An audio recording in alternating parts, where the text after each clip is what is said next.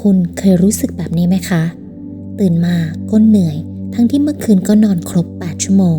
อยู่ดีๆใจก็วิวหายใจไม่สุดเหมือนมีบางอย่างกดทับอยู่กลางอก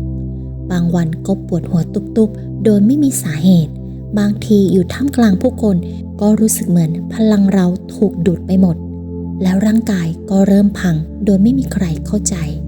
ไปหาหมอก็บอกว่าไม่เจออะไรผิดปกติแต่ลึกๆข้างในคุณรู้ว่าคุณไม่ปกติเลยคุณไม่ได้คิดไปเองและคุณก็ไม่ได้อ่อนแอด้วยแต่มันอาจจะถึงเวลาที่เราจะต้องมองโรคหรือความเจ็บป่วยในมุมที่ลึกกว่ากายภาพค่ะมองเข้าไปถึงพลังงานที่อยู่เบื้องหลังทุกอาการอารมณ์ที่ไม่เคยได้ปล่อยออกคลื่นของคนอื่นที่เราดูดซับเข้ามาภาระบางอย่างที่เราไม่ได้แบกเพราะอยากแบกแต่เพราะเราไม่กล้าปล่อยคลิปนี้จะไม่พูดแค่เรื่องโรคหรือความเจ็บป่วยแต่เราจะพาคุณย้อนไปดูว่าอะไรที่คุณยังไม่ยอมปล่อยอะไรที่คุณยังเก็บไว้จนมันแปลเปลี่ยนเป็นอาการและพลังงานอะไรที่กำลังกัดกินคุณโดยที่คุณไม่รู้ตัวถ้าคุณนะคะคือคนที่ชอบรับฟังชอบช่วยเหลือยอมอดทน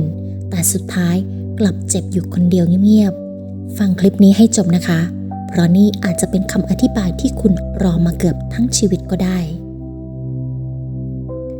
โรคบางโรคไม่ใช่ของเราแต่เรารับมันมาเราโตมาในโลกที่เชื่อว่า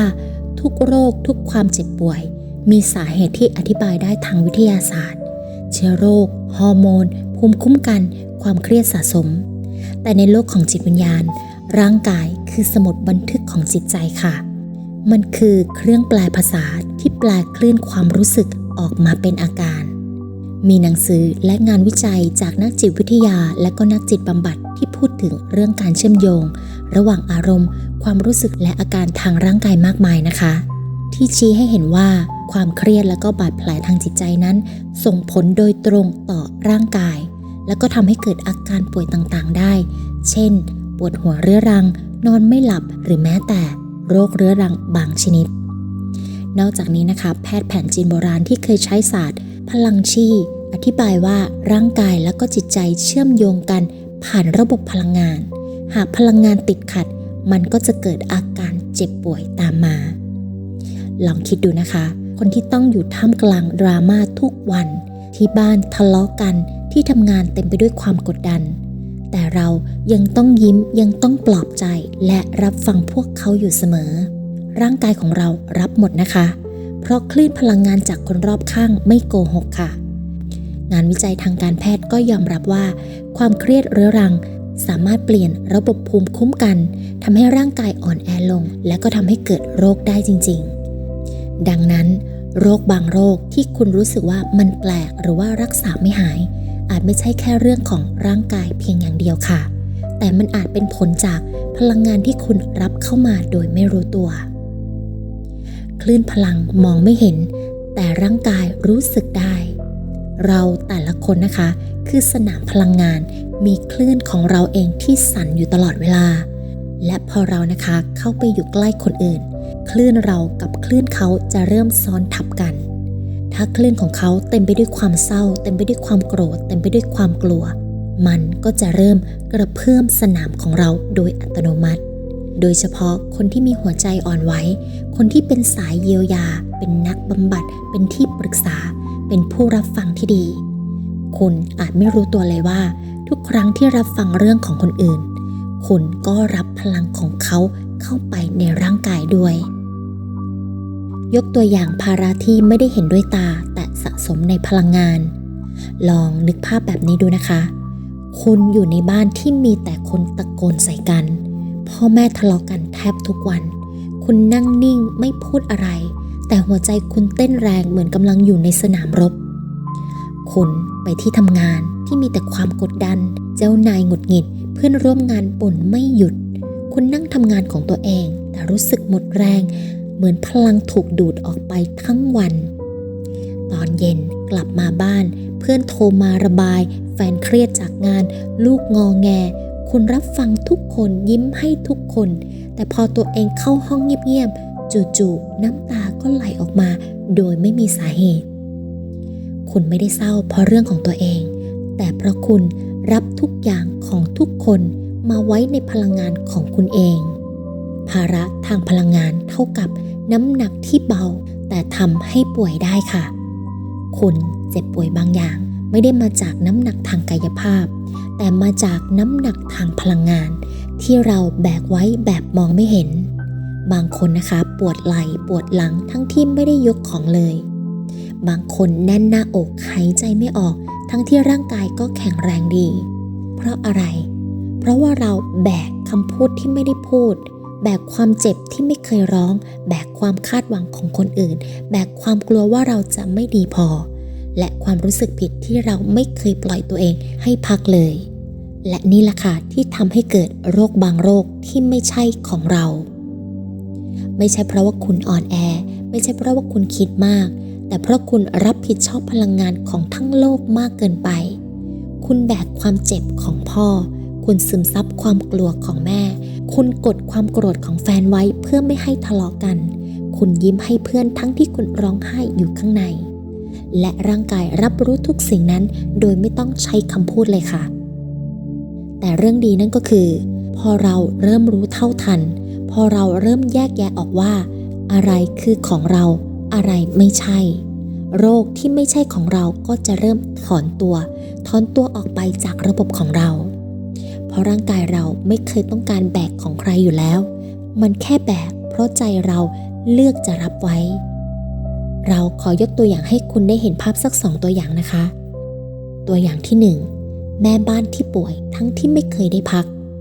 เธอเป็นแม่บ้านคนหนึ่งไม่ได้ทำงานนอกบ้านไม่ได้ยกของหนักไม่ได้เครียดเรื่องเงินแต่เธอป่วยบ่อยมากปวดไหล่ขวาทุกวันหายใจไม่สุดเวลาตื่นเช้าปวดท้องแบบไม่มีสาเหตุเวลาทะเลาะกับลูก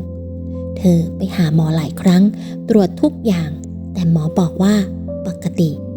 แต่สิ่งที่หมอไม่ได้ถามนั่นก็คือคุณแบกอะไรอยู่ในใจบ้างหรือเปล่าเพราะเธอคือคนที่ทำทุกอย่างในบ้านวางแผนวางใจคิดแทนสามีห่วงลูกห่วงพ่อแม่ห่วงทุกคนยกเว้นตัวเธอเองเธอไม่เคยได้พูดในสิ่งที่ตัวเองรู้สึกไม่เคยกล้าร้องไห้ให้ใครเห็นทุกครั้งที่อยากระบายเธอกลับพูดแค่ว่าไม่เป็นไรหรอกเดี๋ยวแม่จัดการเองแต่นั่นแหละค่ะคือประโยคที่ทำให้เธอเจ็บเพราะพลังที่ไม่ได้ปล่อยออกจากปากมันจะเก็บค้างอยู่ในร่างกายตัวอย่างที่2นะคะนักบำบัดที่ป่วยแบบไม่มีสาเหตุ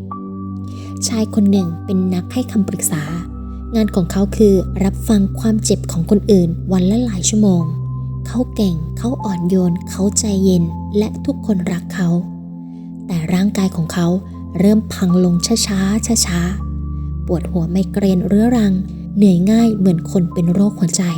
จู่ๆก็รู้สึกเหมือนจะร้องไห้ทั้งที่ไม่มีเรื่องเศร้าอะไรเลยเขาไม่เข้าใจว่าทำไม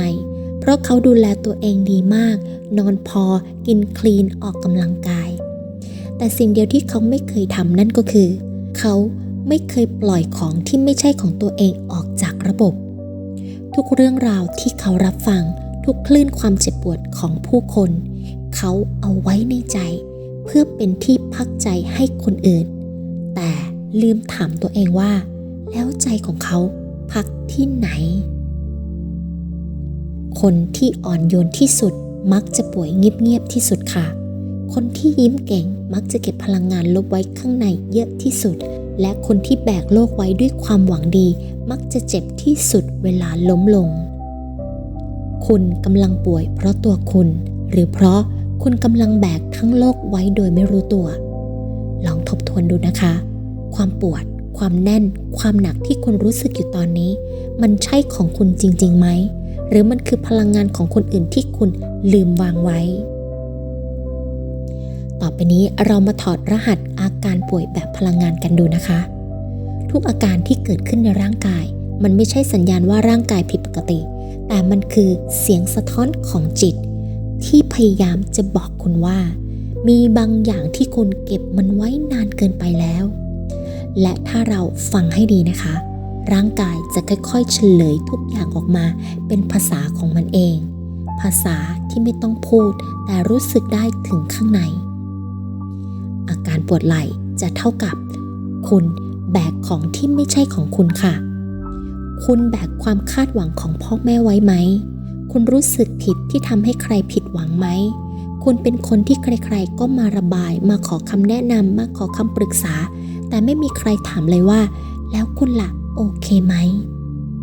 บางคนอยู่เฉยๆแต่ไหล่เกร็งตลอดเวลา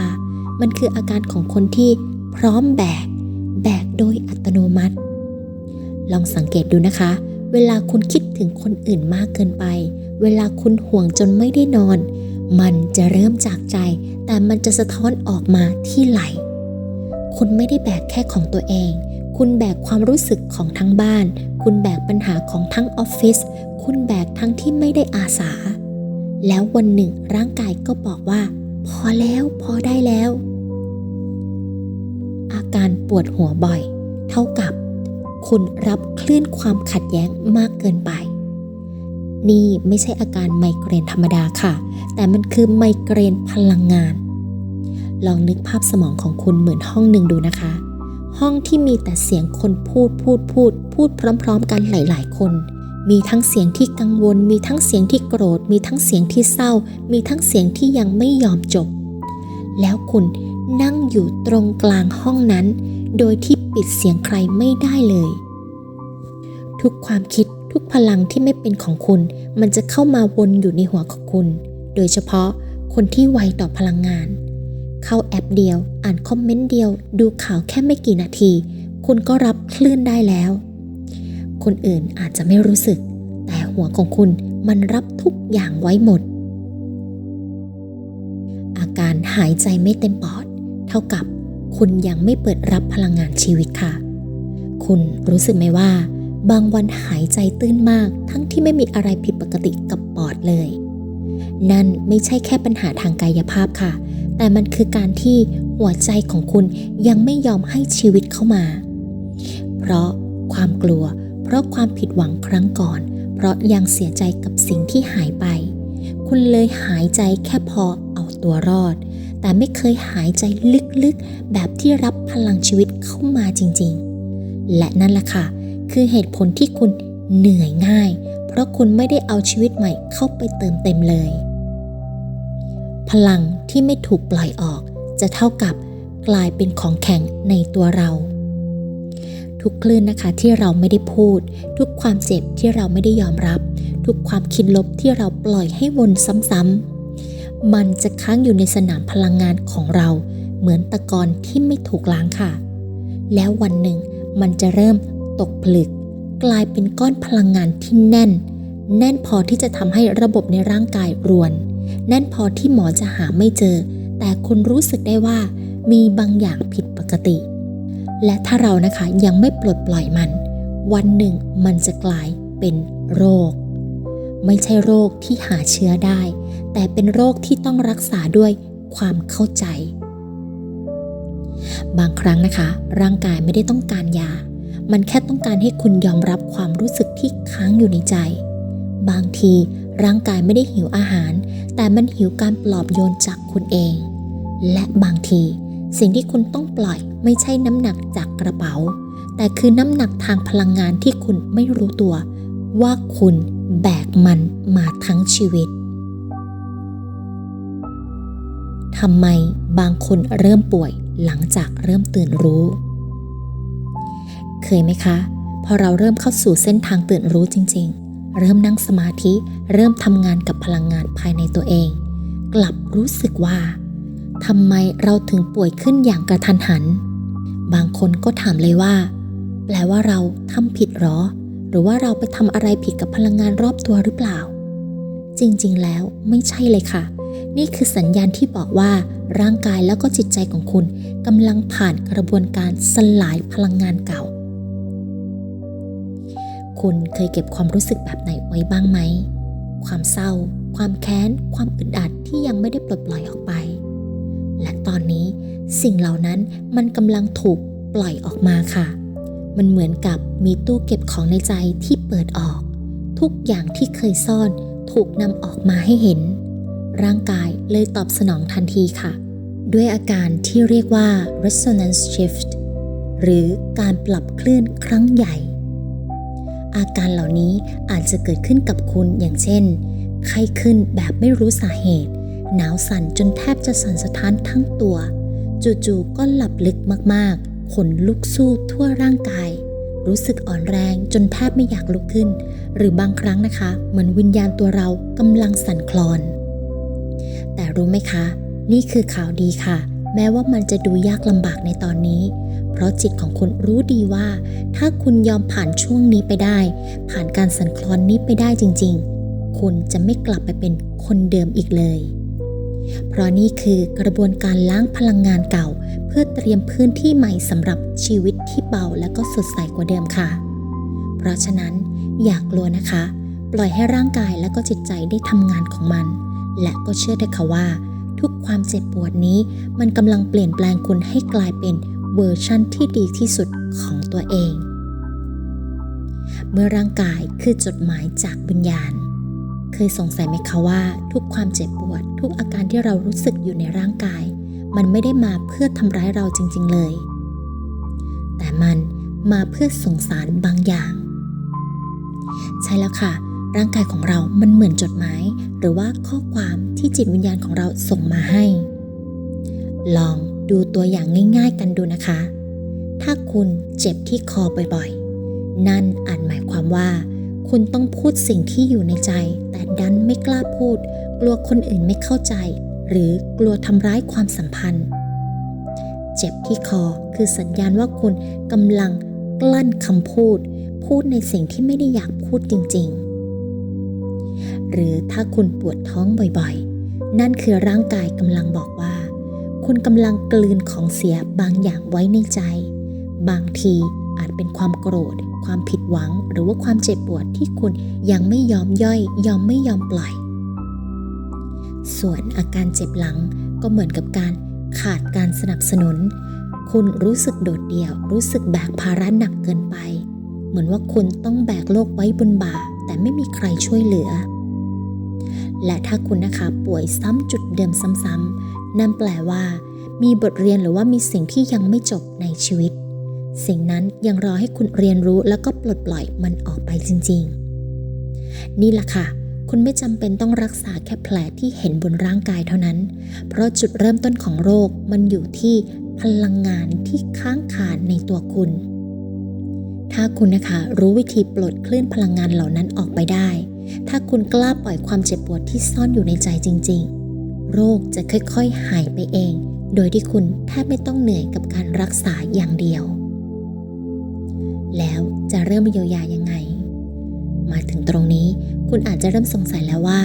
แล้วฉันจะเริ่มเยียวยาตัวเองยังไง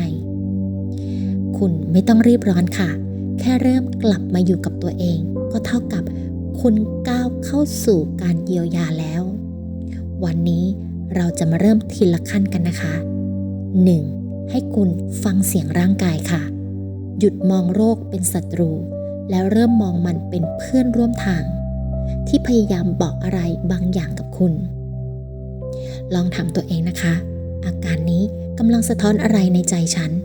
บางทีมันอาจคือความเสียใจที่ยังค้างบางทีมันอาจคือความเหนื่อยล้าที่คุณไม่เคยยอมรับฟังร่างกายให้เหมือนฟังคนที่รักคุณที่สุดเพราะร่างกายไม่เคยโกหกค่ะ 2. ปลดปล่อยอารมณ์ที่ค้างคาร้องไห้ได้ร้องเลยอยากกลั้นโกรธได้ไม่ต้องห้ามตัวเองแค่รู้เท่าทันไม่ต้องติดอยู่ในมันก็พออารมณ์ที่ถูกยอมรับจะไม่กลายเป็นของเสียในพลังงานของคุณค่ะมันจะไหลผ่านแล้วก็ไหลออกไปโดยไม่เหลืออะไรไว้ในร่างกายเลย 3. ตัดคลื่นที่ไม่ใช่ของเราคุณไม่ต้องแบกทุกคนไว้บนบ่าบางคนเศร้าก็จริงแต่ไม่ใช่หน้าที่คุณต้องเศร้าแทนเขาฝึกกลับมาอยู่ในพลังของตัวเองหายใจตั้งสมาธิแล้วตั้งเจตนาในทุกเช้าว่าวันนี้ฉันอยู่กับพลังของตัวเองเท่านั้นลองพูดในใจซ้ำๆจนพลังของคุณชัดและก็มั่นคงแล้วคุณจะไม่ดูดอะไรที่ไม่ใช่ของตัวเองเข้ามาอีกเลย 4. หายใจลึกๆแล้วก็ตั้งใจรับชีวิตกลับมาทุกครั้งนะคะที่คุณหายใจเข้าเต็มปอดมันคือการบอกกับจักรวาลว่า ฉันพร้อมมีชีวิตอีกครั้งหายใจให้เต็มหายใจให้ถึงใจแล้วพูดในใจว่าฉันกลับมาแล้วกลับมารักตัวเองอีกครั้งเพราะแค่คุณนะคะกลับมาหายใจก็เท่ากับว่าแสงกำลังกลับเข้าสู่พลังงานของคุณแล้วและขอให้คุณรู้ไว้นะคะว่าคุณไม่ได้ต้องเป็นคนที่ไม่มีโรคถึงจะมีความสุขได้แต่คุณสามารถมีความสุขแม้ในวันที่ยังไม่หายดีถ้าแค่คุณอยู่กับตัวเองอย่างแท้จริงเพราะการเยียวยาไม่ใช่การกำจัดโรคแต่คือการกลับมารักตัวเองในทุกสภาวะบางครั้งการป่วยก็ไม่ใช่สิ่งที่เลวร้ายแต่มันคือการแจ้งเตือนจากจักรวาลให้เราหยุดแล้วก็ฟังหันกลับมาถามใจตัวเองว่าฉันหายไปจากตัวเองนานแค่ไหนแล้วพอแล้วนะไม่ต้องแบกอีกแล้วก็ได้ไม่ต้องเข้มแข็งตลอดเวลาก็ได้ไม่ต้องยิ้มทุกครั้งที่ใจอยากร้องไห้คุณเหนื่อยมานานมากแล้วใช่ไหมคะเหนื่อยกับการเป็นคนดีเหนื่อยกับการเข้าใจทุกคนเหนื่อยกับการพยายามรักษาทุกอย่างให้มันยังอยู่ที่เดิมทั้งที่ตัวเองแทบไม่เหลือแรงจะยืนคุณอาจไม่เคยพูดแต่ร่างกายของคุณพูดออกมาหมดแล้วด้วยความปวดด้วยความแน่นด้วยน้ำตาที่ไหลออกมาในห้องเงียบๆคุณแบกไว้เยอะมากแบกความกลัวของพ่อแบกความคาดหวังของแม่แบกความไม่แน่ใจของคนรักแบกทุกคำพูดที่อยากจะพูดแต่ไม่กล้าแบกทุกคำขอโทษที่ไม่มีใครพูดออกมาแล้วปล่อยให้ร่างกายเป็นคนสะสมมันไว้แทนแต่วันนี้ขอให้คุณลองถามหัวใจตัวเองเบาๆว่าฉันยังต้องแบกอีกหรอทำไมฉันต้องป่วยเพื่อรักษาความสุขของคนอื่นฉันจะรักทุกคนได้ยังไงถ้าฉันไม่เหลือพลังจะรักตัวเองเลยบางทีคุณไม่ได้ต้องการหมอค่ะคุณแค่ต้องการใครสักคนที่พูดกับคุณว่าพอแล้วนะไม่ต้องแบกอีกแล้วก็ได้ถึงเวลาปล่อยของที่ไม่ใช่ของเราได้แล้วและถ้าคุณไม่ยอมปล่อยเพื่อใครก็ขอให้ปล่อยเพื่อตัวคุณเองเราอาจจะชินกับการดูแลคนอื่นนะคะดูแลจนลืมถามตัวเองว่าแล้วฉันล่ะใครดูแลวันนี้บางคนอาจจะยังป่วยอยู่แต่ก็ไม่เป็นไรเลยนะคะเพราะแค่คุณเลือกที่จะฟังเลือกที่จะเรียนรู้และเลือกกลับมาดูแลใจตัวเองอีกครั้งคุณก็เดินอยู่บนเส้นทางแห่งการเยียวยาแล้วไม่มีใครนะคะต้องเดินคนเดียวแม้จะไม่รู้จักกันแต่เราทุกคนต่างก็เรียนรู้ที่จะกลับมารักตัวเองเหมือนกันทั้งนั้นและถ้ามีบางคำในคลิปนี้ไปแตะใจคุณตรงไหนสักจุดหรือทำให้คุณนึกถึงเรื่องบางเรื่องในชีวิตขึ้นมาอีกครั้งก็ไม่ต้องรีบรักษานะคะแค่ค่อยๆวางใจและปล่อยให้หัวใจได้พูดบ้างบางทีข้อความที่คุณกำลังจะเขียนไว้ข้างล่างนี้อาจเป็นอีกหนึ่งเสียงจากหัวใจที่คุณเองก็ไม่เคยรู้ว่ามันอยากพูดอะไรแบบนี้ออกมาบางทีมันอาจคือจุดเริ่มต้นของการเยียวยาใครอีกคนที่ได้อ่าน